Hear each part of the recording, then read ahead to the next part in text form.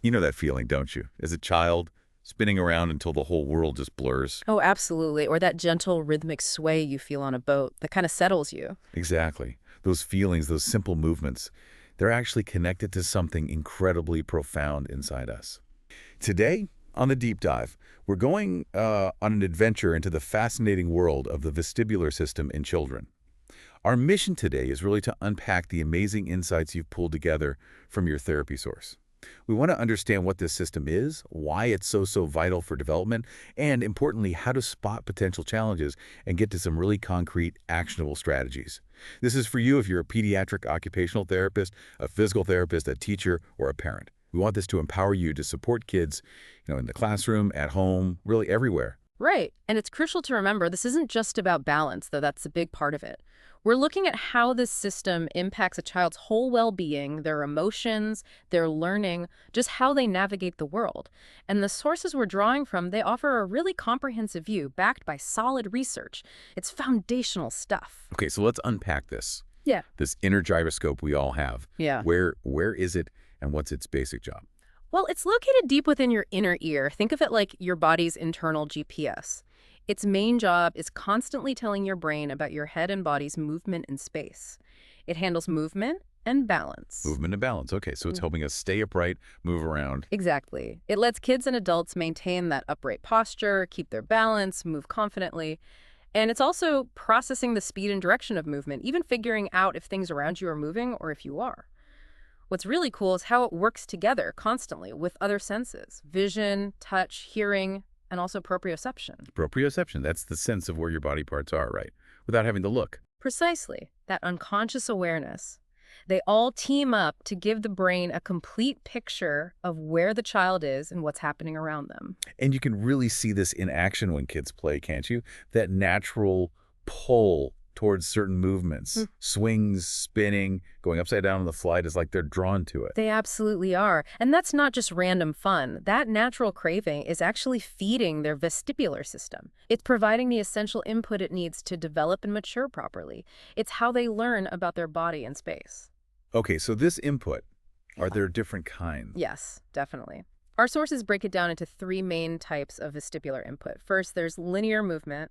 That's pretty straightforward, backward, side to side. Think swinging, sliding down a slide. Okay, like on a swing set. Got it. Then you have rotational, sometimes called rotary input. This Yeah. is all about circular or spinning movements, twirling around, maybe on a merry-go-round, that kind of thing. Right, the dizzying kind. Can be. And the third type is inversion.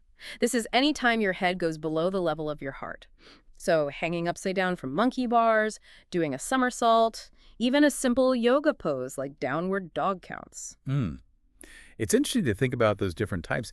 As you're listening, maybe just pause and consider how those different movements actually feel in your own body. Right. Do you prefer one? Avoid another? It's quite personal, isn't it? It really is, and that's because the vestibular system's impact goes way beyond just movement. It affects the whole body, the whole person. Take emotions, for instance. There's a direct link to the limbic system, the brain's emotional hub. That explains why rhythmic movement, like gentle swinging or rocking, can be so incredibly calming for a child. It helps regulate their nervous system. Ah, so that's why rocking a baby works. Exactly. And on the flip side, if a child's vestibular system isn't processing things typically, it can really affect their emotional regulation. Makes it harder to feel calm and in control. Wow. Okay. And what about thinking and learning? Huge impact on cognition, too. Vestibular input actively supports things like focus, memory, even problem solving. It sends vital information to brain areas like the hippocampus, crucial for memory, Right. and the prefrontal cortex, which handles attention, planning, all those executive functions. So if a kid isn't getting enough of this input, It can actually show up as difficulties in the classroom, trouble focusing, reading, writing, even math. Movement literally helps build the brain for learning. that's profound. Movement as brain food. Pretty much. And it doesn't stop there. There are links to the hypothalamus, influencing hormonal regulation, stress response, sleep cycles, that internal balance. Plus, it plays a big role in the autonomic nervous system. That's the system managing automatic functions like heart rate, breathing, digestion. Right. This connection helps kids shift between being alert and being calm. A quick spin might wake you up, while slow rocking calms you down. It's truly a holistic system. It really is. It sounds like this inner GPS is just fundamental for so much. But of course, sometimes things don't work quite as expected. For the parents, teachers, therapists listening, what signs might suggest vestibular differences or maybe dysfunction? Well, the signs can be really varied, which can make it tricky sometimes. You might see the more obvious things like dizziness, actual vertigo, maybe poor balance or coordination issues, clumsiness. Okay, the classic balance issues. Right. But you also see signs related to sensory processing disorder, or SPD. This could mean being overly sensitive to movement. Maybe a child really avoids swings, hates car rides, gets easily upset by spinning. So they shy away from it. Exactly. Or you might see the opposite, being under-responsive. These are the kids who seem to constantly crave intense movement, spinning nonstop, crashing into things, jumping off furniture, almost like they can't get enough input. But sensory seekers. Precisely. Other signs can include things like unusual posture, maybe struggles with reading or copying from the board, difficulty tracking visually. You might even notice a child frequently covering their ears or eyes during movement, or getting really distressed on car rides or playground equipment. So a really wide range of potential indicators there. If someone is seeing these signs, what does that actually mean for the child's day-to-day life and their learning? That's the crucial question. These challenges can make everyday things really tough. Simple tasks like walking a straight line, turning quickly without bumping into things, managing stairs, playing tag at recess, or joining in sports, they can all become sources of difficulty and frustration. Things we often take for granted. Absolutely. And in terms of learning, if their brain is constantly trying to make sense of confusing sensory input, or if it's distracted by seeking or avoiding movement, it's incredibly hard to focus on lessons. And this can spill over into social situations too. Maybe a child avoids playground games because they feel clumsy or they get overwhelmed easily, which can lead to anxiety or lower self-confidence. It sounds like understanding this could really shift perspective. Maybe behavior we see isn't defiance, but a sign of underlying vestibular struggles. That's a key insight from the sources. Often, these challenges are the hidden root. Understanding that changes everything in how we support the child. And the research backs this up, connecting vestibular issues to other areas. Yes, strongly. The sources point out, for instance, that vestibular loss is relatively common in children with hearing impairments. This can lead to delays in milestones like walking, difficulties with skills like bike riding, and even problems with reading acuity. Interesting. And what about neurodevelopmental disorders like ASD or ADHD? Another really important connection highlighted in the research: vestibular differences are quite common in kids with NDDs, autism, ADHD, DCD, even if they don't have obvious major balance problems. For example, one study mentioned Van Heck and colleagues, looking towards 2025, found something really specific. Almost 40% of kids with NDDs showed atypical otolith processing. That's how the inner ear handles gravity and linear motion, like moving forwards or backwards. So not the spinning part, but the straight line movement. Right. Their processing of gravity and linear motion was different, even if the part that senses spinning, the semicircular canals, seemed okay in tests like the VHIT. That's a subtle but important distinction for assessment. It is. And another study, Caldani et al. From 2020, looked at kids with ASD, ADHD, and reading issues. They found these children generally performed worse on something called the functional head impulse test, especially with vertical up and down head movements. Okay. This suggests that differences in how the vestibular system and the cerebellum work together in NDDs can impact that crucial coordination between vision and movement. Which could explain difficulties with things like reading across a page or copying from the board. Exactly. It provides a potential physiological explanation. And one more piece, Bigelow et al., also 2020, found that U.S. children reporting vertigo had significantly higher odds of having diagnoses like ADD, learning disabilities, developmental delays. They were also more likely to struggle with emotions, concentration, behavior, and attention span, and more likely to need special education services. It really highlights how pervasive the effects can be. Wow. It really connects so many dots. It does, and it underscores that this system develops through active movement, especially early on. The basic structures are there before birth, sure, but the brain pathways keep maturing right through adolescence, and they're literally fueled by movement, crawling, rolling, spinning, jumping, climbing, swinging. That is so powerful. Movement isn't just play, it's literally building the brain. So this brings us to the really practical part. For everyone listening, parents, teachers, therapists, what can we do? What are some actionable steps? Okay, let's get into strategies. But first, a few general principles and precautions. Generally, remember, fast movements tend to be alerting, wake the system up. Slow, rhythmic movements tend to be calming. Fast alerts, slow comms. Got it. Vestibular input is powerful, and its effects can last a while, so start gently. And crucially, respect individual differences. Some kids crave it, some avoid it. You have to tune into the specific child. Right, no one size fits all. Definitely not. And safety first. Always. Supervise activities, use safety gear like helmets if needed, make sure the environment is safe. Also, be aware of any medical conditions, like epilepsy, where certain movements might be contraindicated. Good point. And monitor the child's responses really closely. Watch for signs. They might be getting overwhelmed, rapid breathing, getting pale, sudden mood shifts, dizziness, feeling nauseous. So know when to stop. Exactly. If they seem distressed, stop the activity immediately. Encourage choice whenever possible. Let them have some say in the movement they do within safe limits. Open communication is key. Okay, great principles. Now let's talk specifics. Maybe starting in the classroom. What can teachers or therapists do there? Lots of things. For calming and organizing input, think about rhythmic activities. Gentle rocking in a rocking chair, slow neck and back stretches, maybe slow, deliberate marching in a line.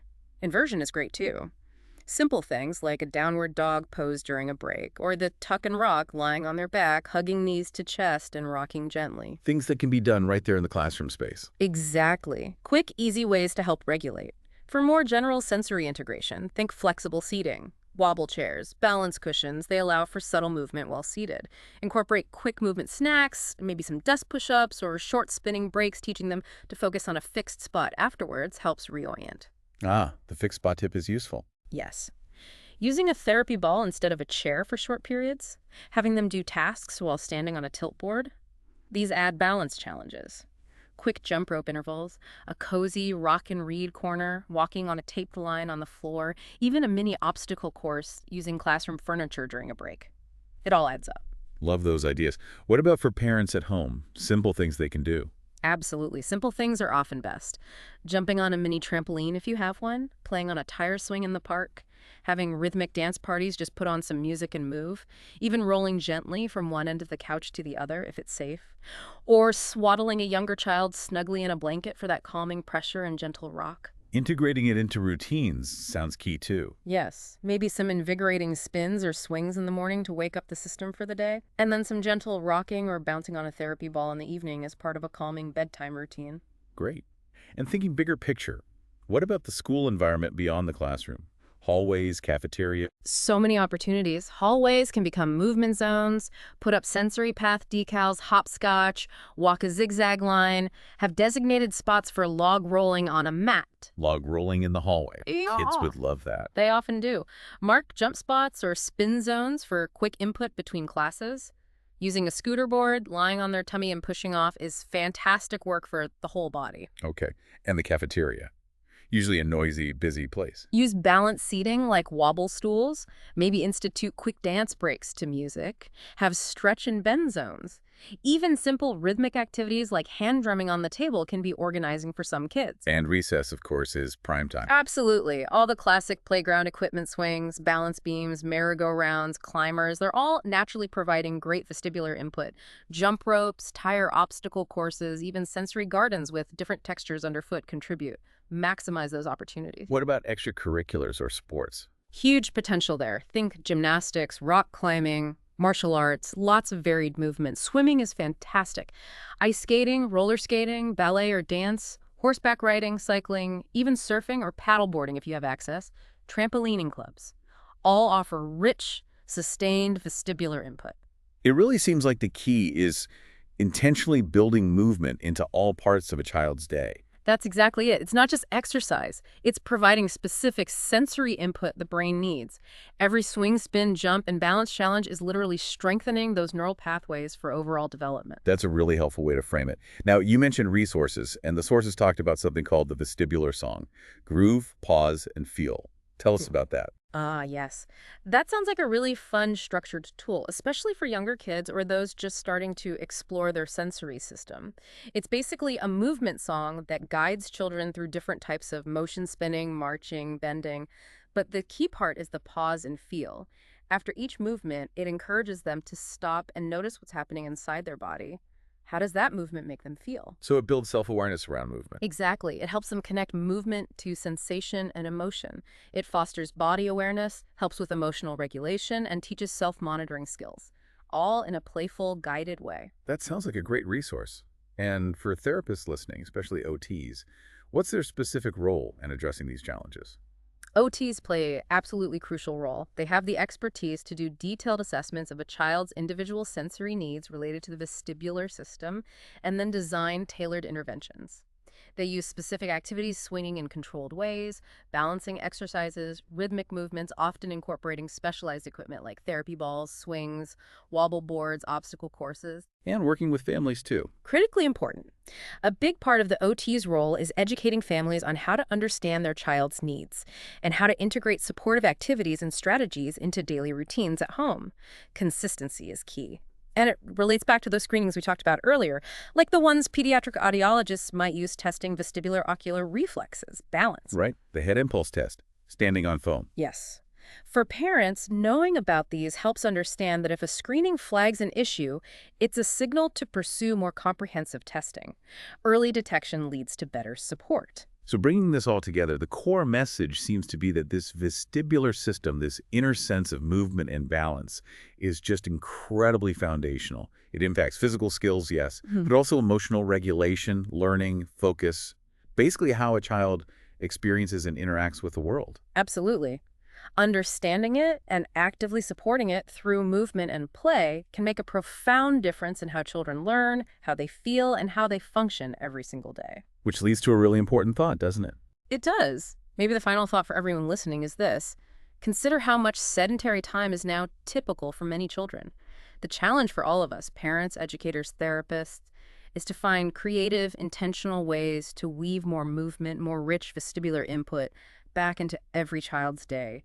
Because truly, movement fuels development. The benefits are far-reaching and last a lifetime. A powerful call to action. And as we've said, this deep dive really just scratches the surface. There's so much more to learn. We absolutely encourage you to keep exploring this on your own. And for all the amazing information we discussed today, the practical strategies, resources, even free printables to support vestibular development and sensory needs, please visit yourtherapysource.com. That's yourtherapysource.com.